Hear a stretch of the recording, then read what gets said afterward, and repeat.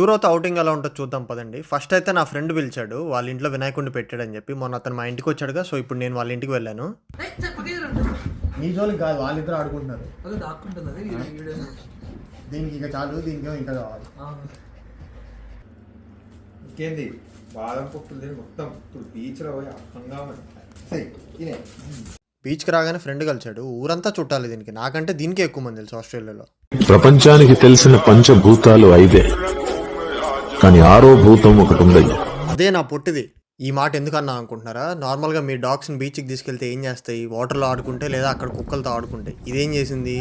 Colony president లాగా వెళ్ళి ఎంతమంది వచ్చారో బీచ్లో కౌంట్ చేసుకుని వచ్చి కాలు తడుపుకొని వచ్చింది బీచ్లో. వాటర్ కండిషన్ బాగుందా, వాటర్ టెంపరేచర్ బాగుందా అని చూసుకొని. నా 2 డాగ్స్లో ఒకటి ఆల్వేస్ రెడీ, ఒకటి ఆల్బెత్తర్ది. అందులో ఎవరేదో మీరు కింద కామెంట్ చేయండి. అప్పటికీ పాపం దానుకున్న పొట్టికాలతో లింగులు ఇట్టుకుమంటూ లోపల దాకా వచ్చింది. ఇంకా ముందుకెళ్తే మునిగిపోయేద్దేమో అని భయం వేసి ప్రాణాలు అరిచేతిలో పెట్టుకుని పరిగెత్తుకుంటూ వస్తాం పాపం.